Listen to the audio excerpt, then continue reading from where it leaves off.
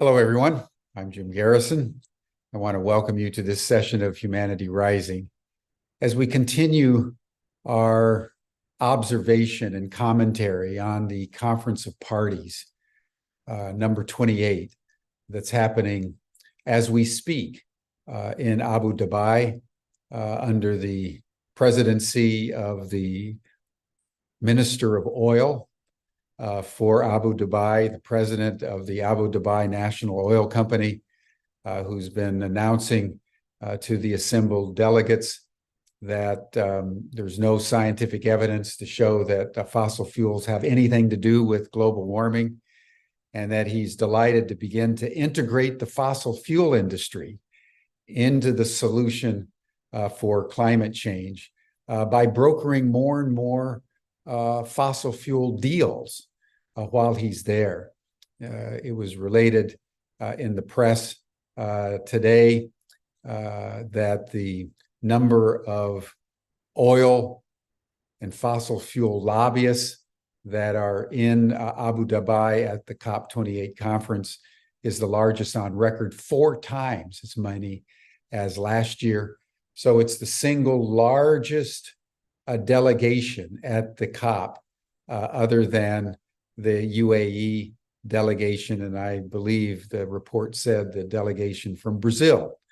So that gives you one indicator of why COP28 will be a failure even before it ends. It's an extraordinary thing that at this moment our governments are actively colluding in multiple sectors to deny humanity the right for an abundant and successful future. And that's what's happening here in Washington, where I am.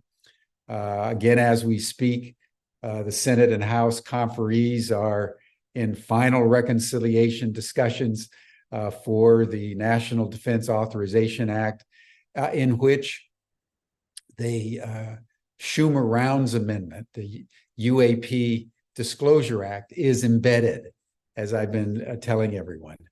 And the latest information that we have is that, like in Abu Dhabi, the hidden forces of the fossil fuel industry, the defense corporations, the military intelligence communities are conspiring to deny humanity the right to know what's really going on with our UFO phenomenon, now called UAP, unidentified anomalous phenomena.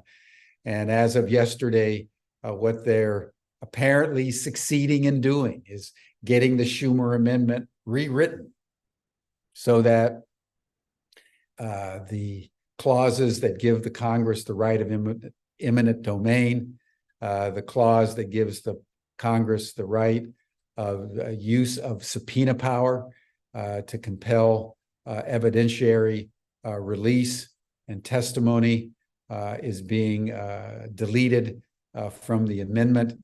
They are also seeking to delete the 9-person oversight committee that would oversee what they're calling this 7-year controlled UAP disclosure plan.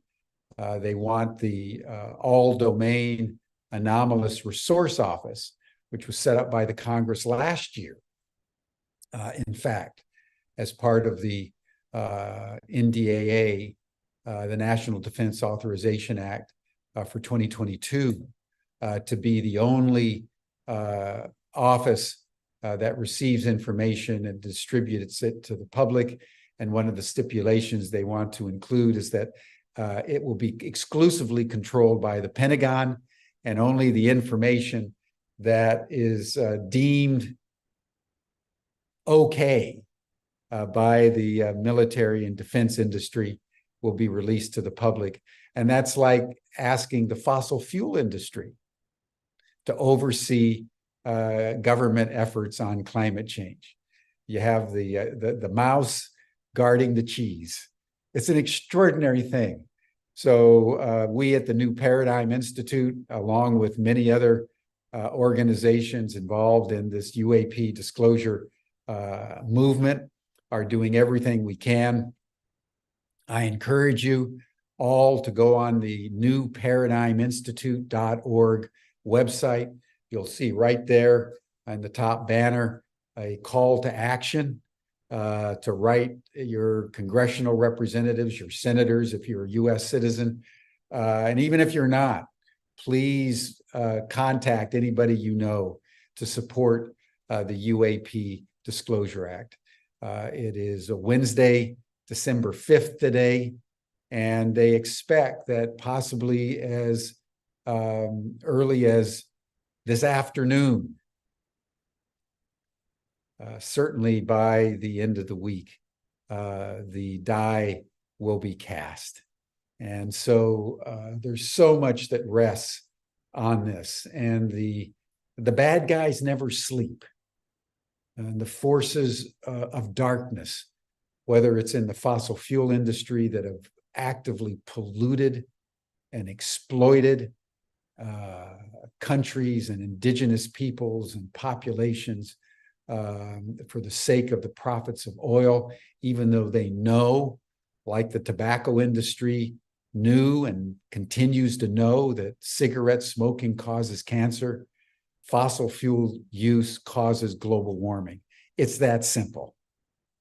And yet they do everything they can to distort the information,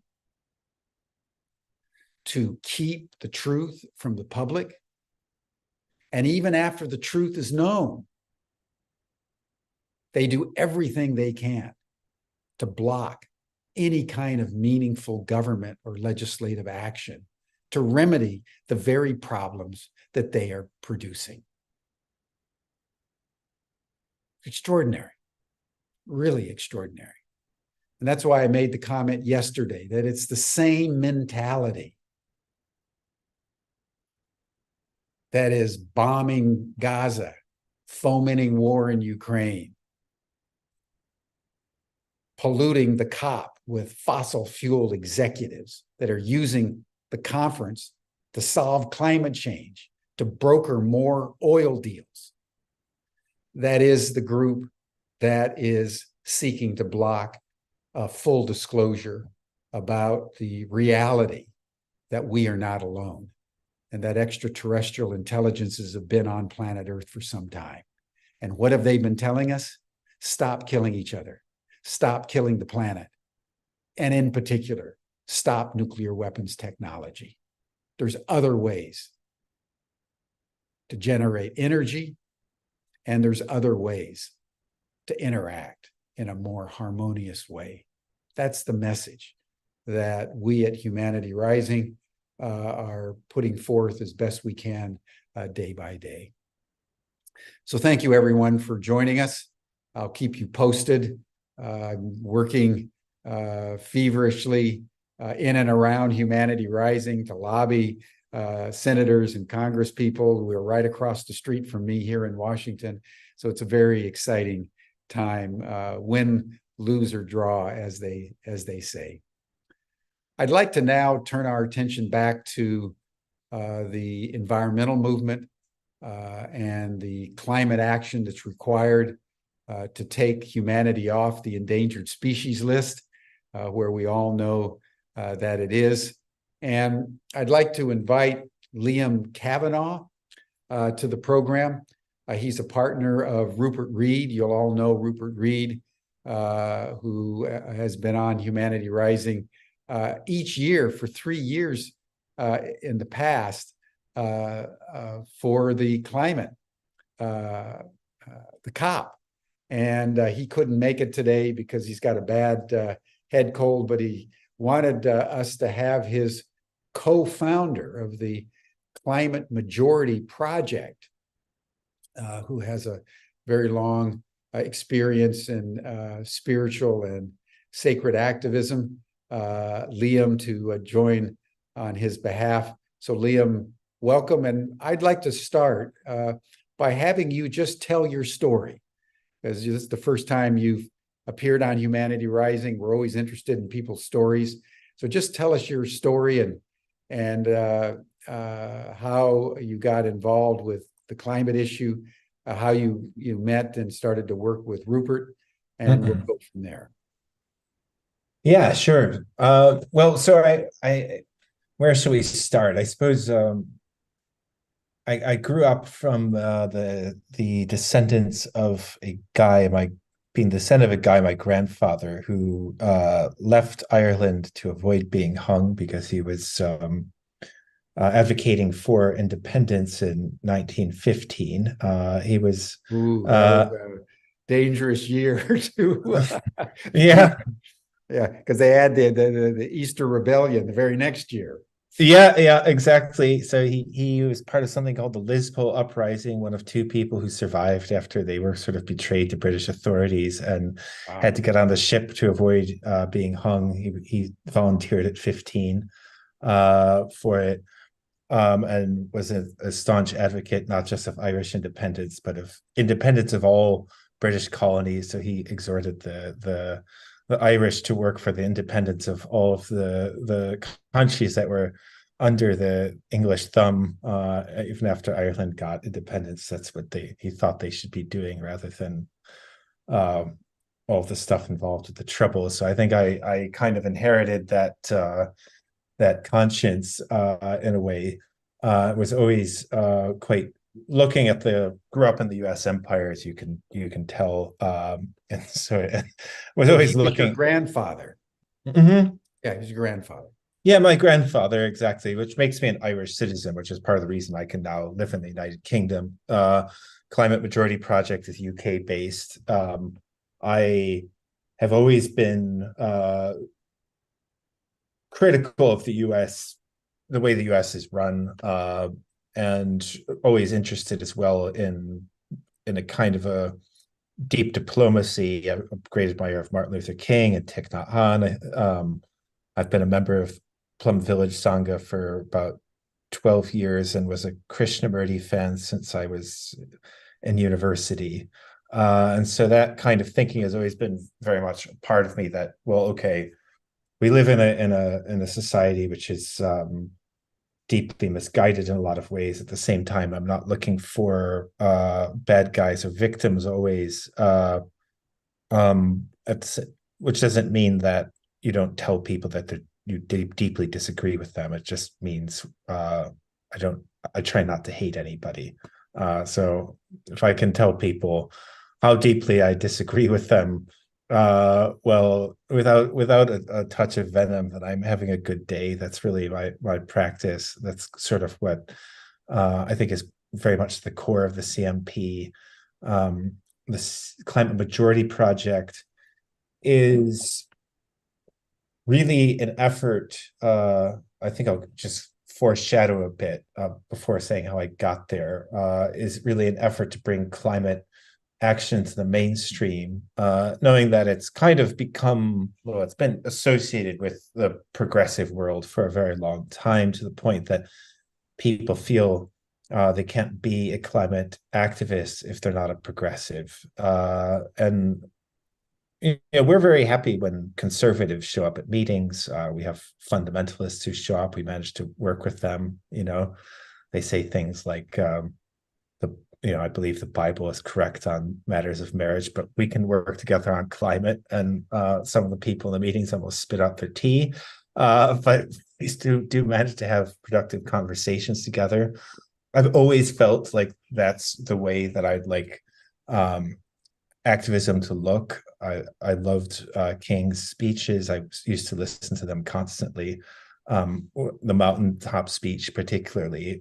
What was amazing about that is that he's calling out America for the checks that it has written that bounce, but one doesn't get a sense of hatred at all. And I felt the same way since I was quite young in university. I went to University of Illinois, where and we quite embarrassingly had a Native American mascot. I thought that was embarrassing. I went to the student protests against that mascot, Chief Alignawek.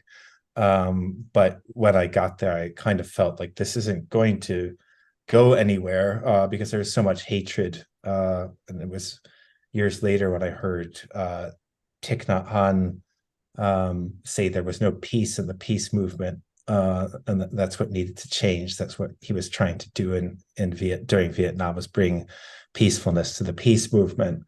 That I really kind of fell in love with him immediately.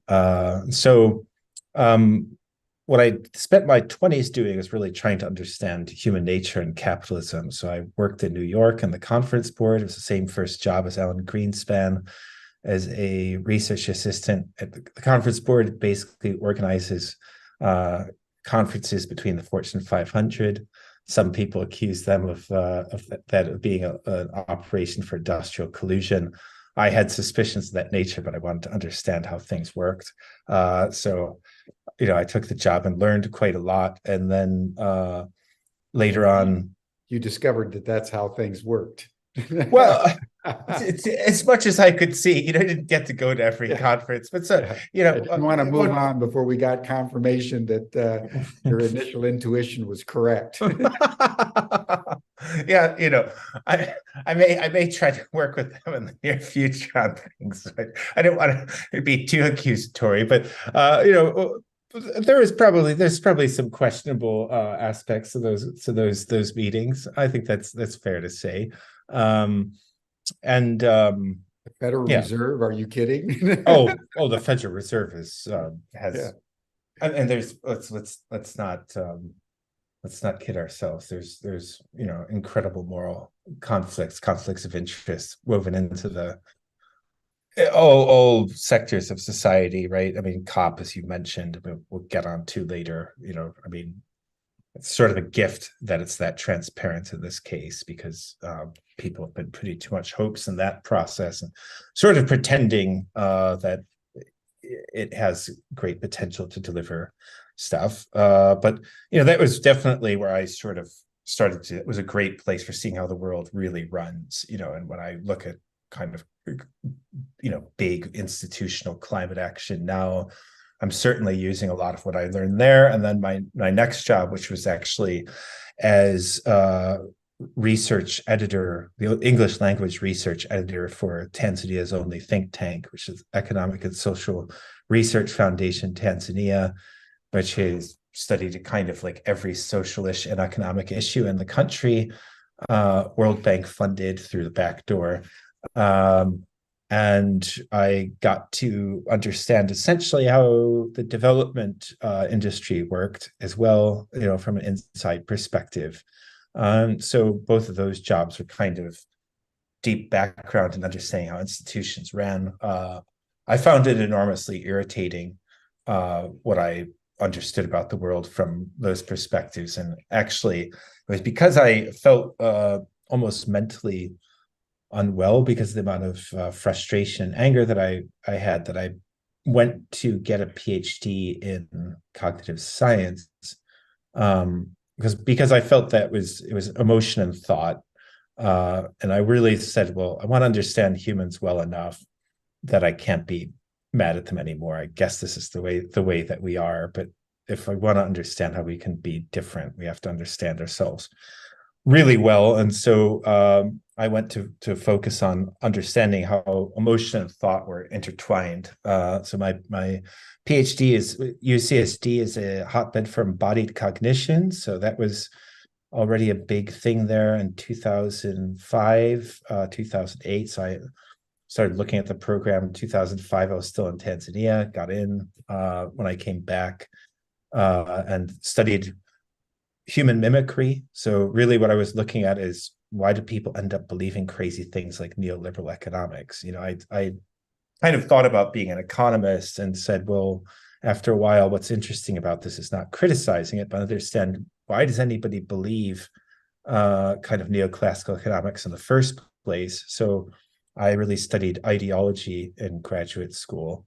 And I was going to become an academic because I thought that was the way to further our understanding of ourselves and maybe be a little bit different. When I talked to people at Scripps Institute, which is a center for the study of climate change, and they said, oh, those timelines are moving way, way up on climate change. And I started to talk more with those researchers and read things and realize that, in fact, I had been thinking that some type of systemic collapse might happen because I understood our system was not very well designed to take care of life, I think, in a lot of ways. But there's the quantitative and the qualitative aspect of anything. Qualitatively, I understood it was unsustainable. Quantitatively, it's hard to say exactly when things will collapse. The information about the climate convinced me that basically it was going to happen a lot sooner than most people thought, which is when I started to decide not to become an academic, but instead started a network for polycrisis aware people in 2016, which is called Life Itself, along with Rufus Pollock and Sylvie Barbier. What do you mean by polycrisis? Well, a polycrisis is really the idea that there's a lot of different crises. So it's ecological crisis is not just one thing, but it's bound together with crisis in a lot of different systems in democracy and ideology. The definition dependent and meta crisis is another popular word that people use for essentially the same thing now, that there's a danger. Well, we will not understand the ecological crisis if we don't see it as bound up with deep problems in the way that our economic systems and our ways of thinking are founded. So that's really, I was quite aware of that. I'm a fan of McGilchrist as well. I'd read him during graduate school, and actually had the same thesis as he while taking Ramachandran's course. I did a course with Ramachandran, Vilayanur Ramachandran, who some people may know, and he said, look, the only people who don't think the hemispheres are very different are the ones who don't have stroke victims walking into their office. Anybody who does knows they are very important. And I had kind of this idea that Western culture was a bit like the left hemisphere devouring the right, and looked for a review of it. No one had written it at that point. And then I read McGilchrist after thinking about it for 5 years, and saw him making a lot of the moves I'd been making in my notes, and said, wow, this is an incredible job of writing this, of pursuing that idea.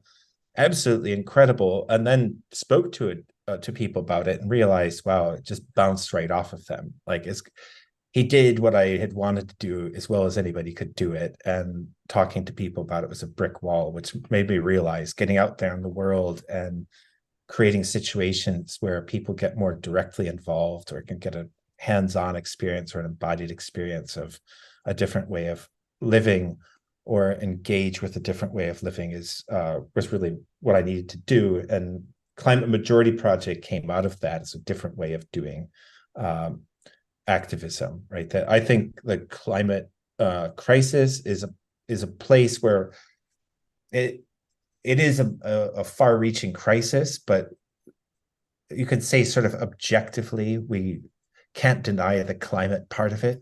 Many parts of it are difficult to deny, but the climate crisis, or the excess of carbon in the atmosphere, is so scientifically verifiable and well understood that we can't manage to deny it, even with the amount of obfuscation that's available to powerful people. And so a lot of people just to break in there, but the reality is that we can, to some degree, but a majority of people know. And that's what I want to pause on to ask you, since you were intrigued by this question coming back from Tanzania, going into your PhD work about how people can believe in neoliberal economics.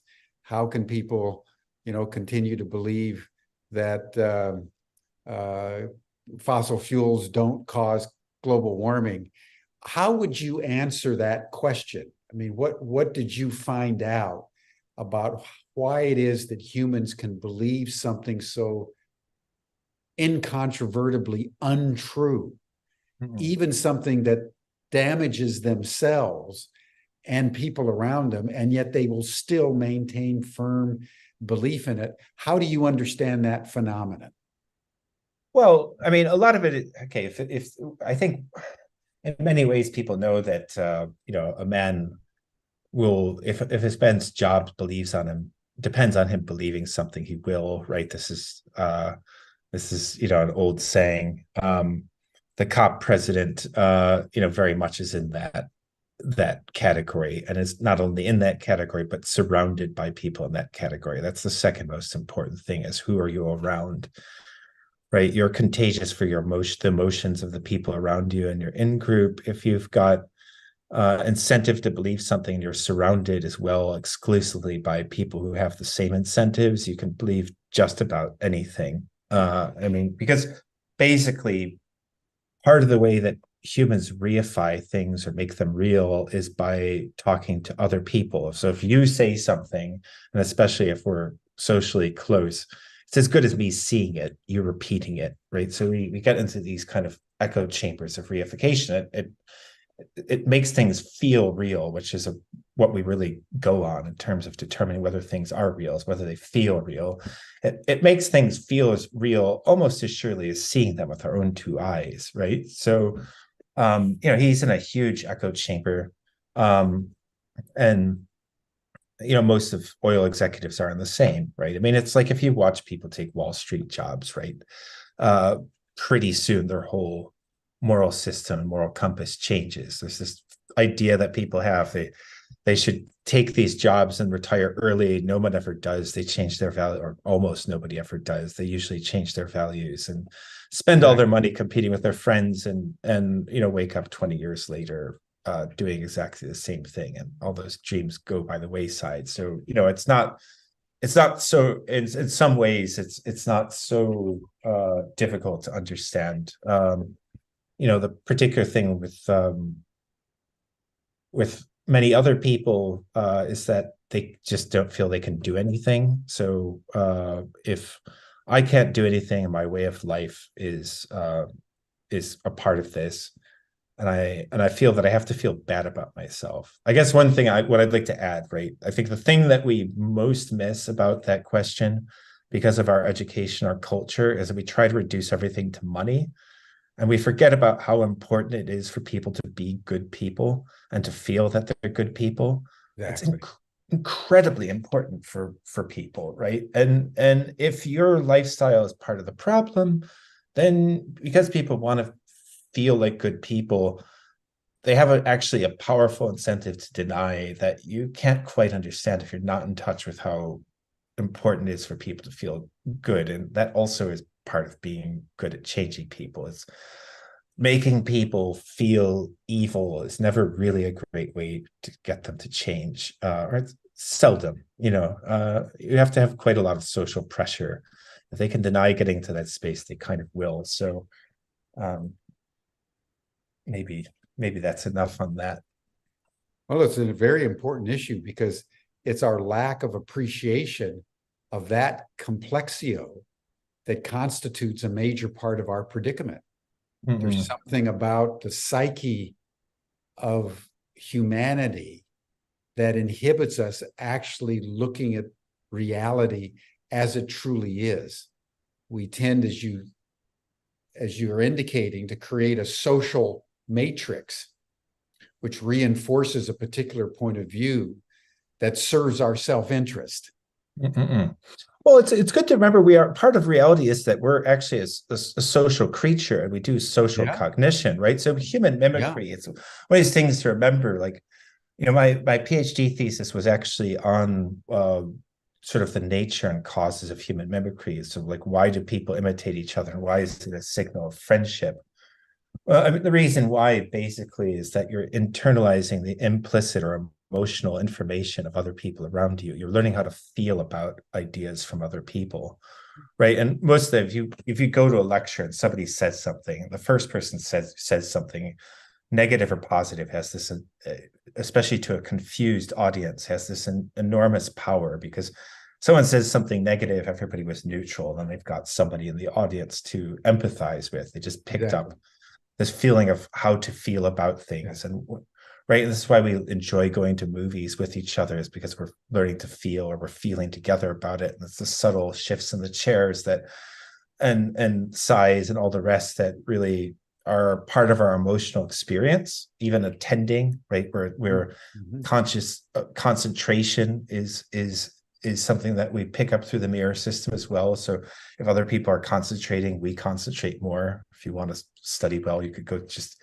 the medical school library is very good, because they're very concentrated, right? And so that is part of the way that we're thinking about everything, and it's being social animals. It has to be part of how we realize about our activism, right? So like it translates into what we do in CMP, because part of what we do is just telling people they're part of a majority. Most people don't, because there's so much taboo about doubting the fundamentals of the system, being concerned about climate change, because there's so much taboo about expressing that. People don't actually know how many other people there are. They don't feel part of this social field that they actually are, this big kind of in-group that's really concerned about climate change. So a lot of the most effective communication you can do is making people aware, actually, that a lot of people feel like them, because then they feel more deeply the way they feel for reasonable Sure, purposes to begin with. sure, sure.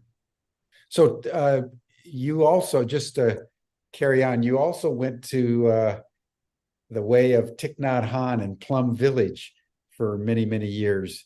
And I'm sure that has influenced both your spiritual orientation and the way you perceive the world.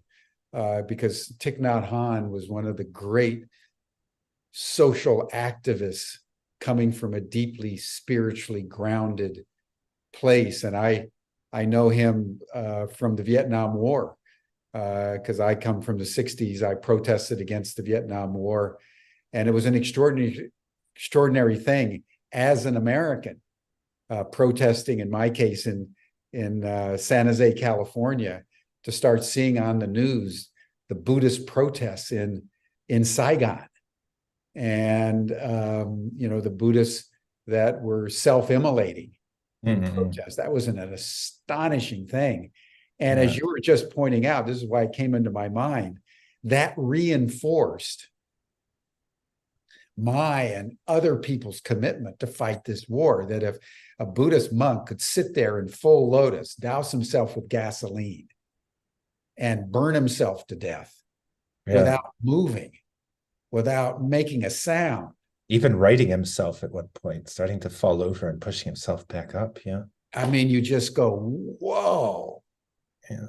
And that instilled in me, as an 18-year-old kid, the power of the zeal of the Lord of hosts, as it says in the scriptures, to protest the war. So that social contagion, one way or another. And then all of a sudden, Thich Nhat Hanh began to emerge as a prime mover in the Buddhist monk protests in Vietnam. And then, of course, his life went on from there.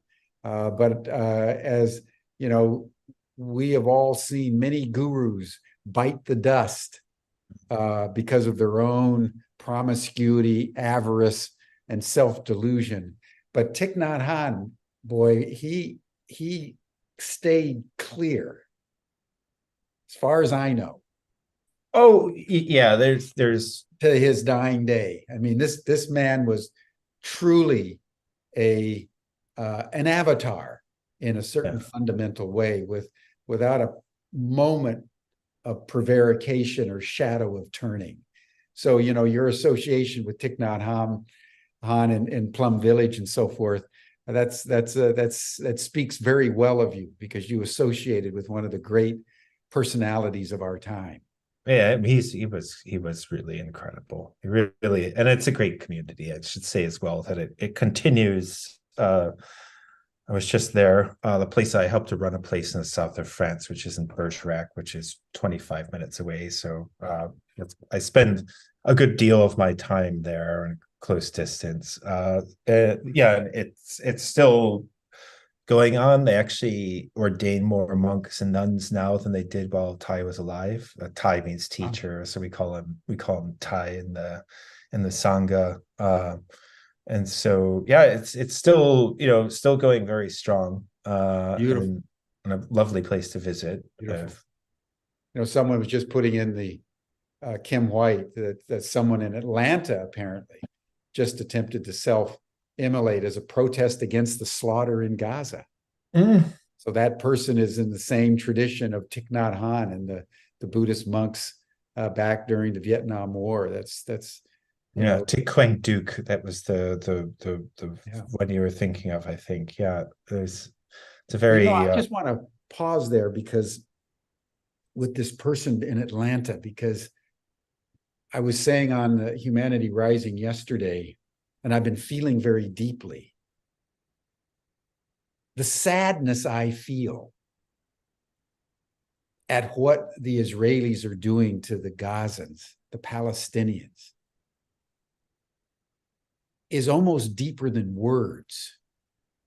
And you have that same feeling as a young man with Vietnam, that the slaughter of the people and the senselessness of the war filled you with such revulsion that you understood, because words are no longer adequate to contain your experience, how people engage in direct action and civil disobedience, even self-immolation, as a way to protest, because at some point, words become prisons, not pathways, not portals. And you've got to do something sort of with your body to register what you most deeply feel.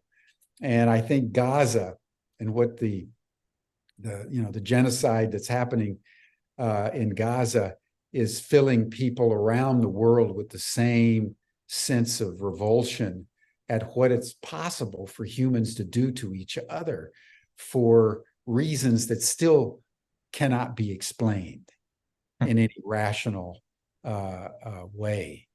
And anyway, so I just wanted to bring that in to see if you have any comment on that phenomenon in the human experience. Well, I pasted a blog that I did on it, so I feel okay sharing it about, because there was a fellow in Denver who was loosely associated with our Sangha, I believe. It was Colorado. I forget. My memory is now. It's a couple of years ago, but I believe it was Denver or some other part of Colorado that self-immolated a few years ago. And I wrote this shortly after a blog on self-burning. And I think it's an interesting, well, it's a profound thing. And I think one thing to remark on right away is that the brothers also talked some people out of self-burning in recent times. So I know personally a few people that it goes both ways. Well, and the Sangha usually tries, right? So what happens is that people say don't do it, and then a person comes and says, "Look, I have to do it." Thich Quang Duc basically said, "I'm doing it," and then they supported him. So they always basically try to talk people out of it, but essentially, if they just decided that they had to, then they supported them if they were unbudgeable, which is important to know about that. But it's a profound thing. I mean, this is how Thich Nhat Hanh actually met Martin Luther King. I don't know if you know that part of the story, but it was because Martin Luther King said, that this was an ununderstandable act of protest, and actually distanced himself from it, sort of condemned it.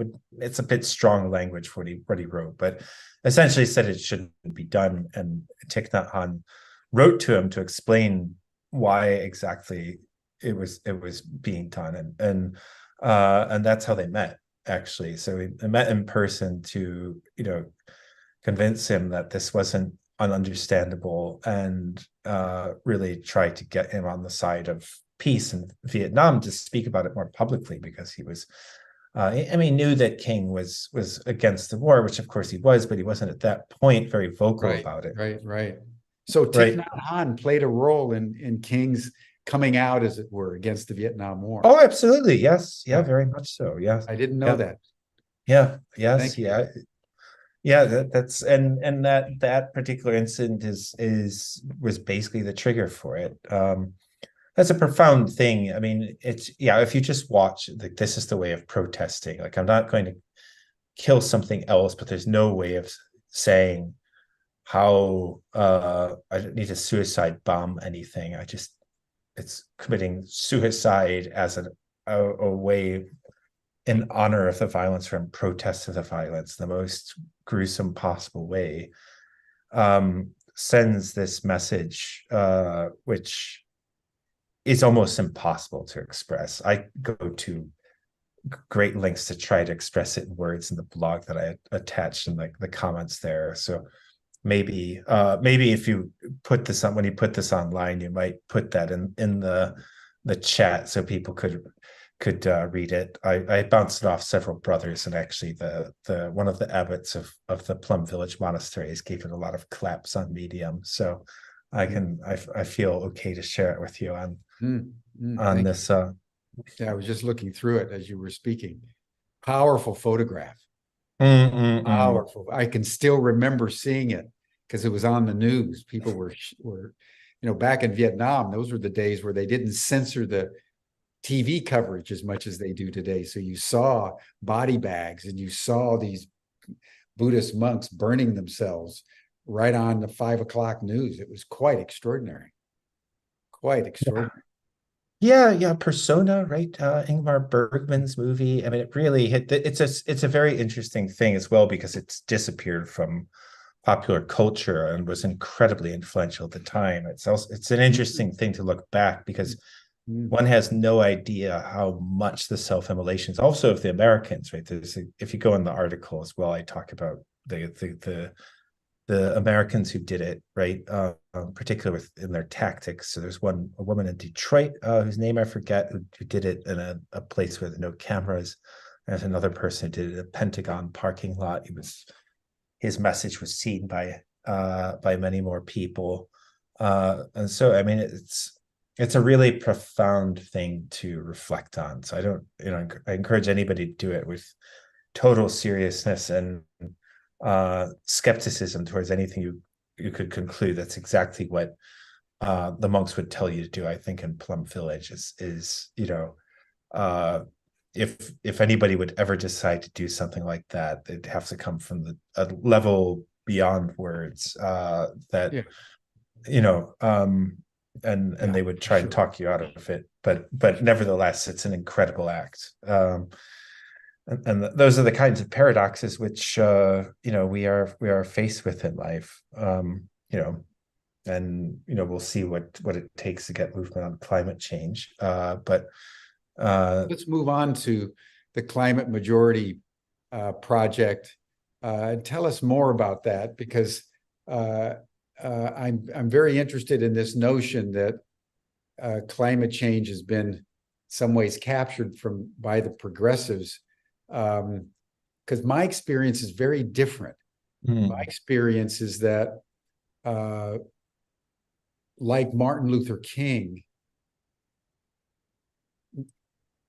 getting civil rights, but not getting Vietnam until later in his life, much later, toward the end of his life, sadly cut off when he was only 36. But there's a deep reality in my experience, having been in the movement, since Vietnam, that different sectors of society gravitate toward different issues. And I never experienced the climate change issue to be a progressive issue. Because I think the environmentalists and the people that were different than the people with race, for example. When I did my PhD on the moral implications of nuclear weapons technology, and I wrote this book. I wrote the first book called The Plutonium Culture, that was bringing together the entire uranium fuel cycle. And at that time, back in the late 70s and 80s, the anti-nuclear weapons people and the anti-nuclear power people didn't have anything to do with each other. They came from different demographics. And so I'm very curious as how you and Rupert are kind of assigning the climate change to progressives, and then now trying to do it with non-progressives, or how is all that working? I want to hear how that all works in your mind. Yeah, sure. So, I mean, if you look at the work of George Marshall, who's kind of you could say a research psychologist, but on the audiences for climate messaging, right? So what we're talking about particularly is like radical climate action or citizen climate action tends to be a progressive. So like XR, if you look at XR membership, Extinction Rebellion, yeah. Extinction Rebellion, they're or Greenpeace membership, they are largely progressive. So it's the type of people who say, so people like people who broadly support, buy Priuses or support COP, or like, say Christiana Figueres, are, I'd say, that's kind of left and center left. But when you look at people who said, look, the establishment is never going to deliver, we need to take kind of matters into our own hands, and this is only going to happen if we have widespread citizen-led climate action, that demographic is largely progressive. So it's not that interest in climate, and particularly, so interest in climate is progressive, but citizen action, particularly skepticism about things like even like the IPCC, saying the IPCC, people are willing to say the IPCC is too conservative, that they're too, there's just another use of the word conservative, but that they are too hesitant, that group is largely progressive, right? So there's kind of broadening. There's a kind of meme in the progressive world that wants to cross over into the mainstream. Other things like climate anxiety, that's happened in the last few weeks or month. Well, since about the end of the summer, the New York Times ran a full-length article on climate anxiety. It's been crossing over. It's been largely a progressive issue. You could read about it in the Guardian newspaper, or say Mother Jones or something like that, but it never really got into the mainstream, and now it's ready to get into the mainstream. So I'd say that basically it's like, for example, getting arrested, right? Direct action, those types of things, largely progressive. Those types of actions which say, look, institutional solutions, just voting for somebody or writing your congressman or senator in the US or your MP in the UK, right? People who've lost faith in that and want to take a bottom-up approach, that's largely progressive. And the culture of that movement and some of the rhetoric of it keeps it in that particular bubble, which I know well. I've spent time there. It's only that I think we can be, when our ideals become dogmas, then it's hard for other people to interact with us. So one could be a progressive and open-minded one who has a kind of taking the Buddhist advice that we might be wrong, to be conscious that you might be wrong about anything you believe and constantly reassess it. It's perfectly possible to deal with all sorts of people to the extent that we get dogmatic. People can't really work together very well, and at times the ecological movement's got to be a bit like that, and that helps it to remain small. So we try to create a space where anybody can work together. And part of that involves constantly or consciously resisting some of the excesses of progressive dogma. I call it prog dog. So some people like use the word wokeism. I don't really like it. I think it's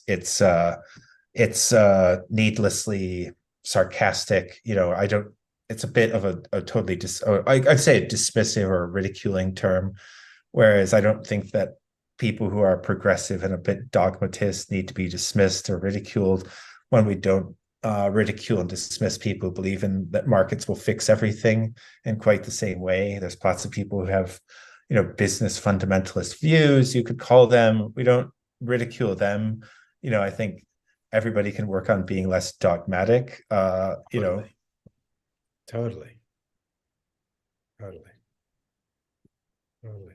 So the constituency for Climate Majority Project is really a search for common ground between demographics on the core issue of climate action. Would that be correct? Yeah, and finding ways that more people be prepared to act. So large, meaningful actions that people can take part in that will really move the needle, but that more people be prepared to take action on. So giving an example, we have a campaign right now called Regulate Us, which is about getting business people, any part of business, to openly call for their own regulation. Right, like there is a culture in business which is every bit as restrictive as progressivism is accused of being in academia, where essentially you'll kind of get canceled in the business world if you start saying that we're not going to ever get to net zero without regulation, or at least you'll have a difficult time. And so there's a cost to people personally in terms of working with colleagues, advertisers, clients, whatever, in a way for saying that, look, we need regulation. Businesses are not going to go it alone and get to net zero or true zero, or anything responsible. There has to be different laws completely. And if you talk to business people, most of them know this, right? I've talked to financiers worth billions of dollars, gone to weddings of people who are kind of in that category, and everybody there knows this, right? But they're not saying it. And if you look at sort of members of the business community, the number of people who are willing to sign a letter by the We Mean Business Coalition, which calls for more regulation, that's something like 2% of the capital, or even less in the Fortune 500. But if you look at anonymous polls of what people believe, 70% of business leaders realize we need greater regulation. 50% realize it needs to be a massively greater regulation. So there's kind of a lot of coming out of the closet, you could say, in the business community that can be done, which would change the game, because the business community has, that nobody can point out the need for new laws like the business community. If they say it, it's immediately credible. That's one example. Another one is getting teachers. We have a climate anxiety campaign, which endeavors to get teachers to talk about the fact that they are right now having to go and tell their students essentially their future is in jeopardy. A lot of high school science teachers are basically in this position of almost being like a doctor who has to tell people about a diagnosis. They don't have any background in bedside manner. They don't have a kind of education in delivering news. This idea of tending to climate anxiety and taking it really seriously and doing it the right way, which is not sugarcoating the reality, but creating an environment where people really ask, okay, can we deal with this together with other people? Like, we always take bad news. Is there something I can do about it? And have the feeling that there's a lot of other people out there who are willing to do something as well, right? That's where you get action. If we had, a nationwide conversation about climate anxiety that was backed up by doing it in schools everywhere, then suddenly you have millions of people knowing that millions of people are probably getting ready to do something, and everybody's anxiety is easier to deal with because they know that they're going to be part of something large enough to actually move the needle. Right now, we're just, people are looking at COP, and we're told to go look at COP, wait for something to happen, and, kind of clap. That's basically a recipe for anxiety. Anxiety is what happens when you have physiological arousal, which comes from a difference between the future that you're expecting, or something's at stake. In this case, the future that we came to expect, and then people are told, well, actually, the future is going to be like this. So you either get nervous or fearful, you get depressed because you accept that that's the future. Your future suddenly got much worse. That's depression. Or you get numb. That means I'm just not going to think about it, and I try to ignore what you just told me. That's where people are at. especially 18 through 25-year-olds, and especially in the UK, actually, because climate awareness is very high there. And so, what we're looking to do is work for a national campaign to create spaces for that. And that is if we did that, that is probably the best way to get, most pragmatic way that most people can get behind to get millions of people into citizen-led climate action. Brilliant. And just final question, as you take in the reality that 2023 is the hottest year on record in the last 125,000 years, and we've punched up past 1.5 above pre-industrial levels to 1.7 degrees centigrade, which hasn't happened for the last 3 to 5 million years. What, and given what's going on in the COP, what kind of actions are you folks at Climate Majority Project recommending that people engage in?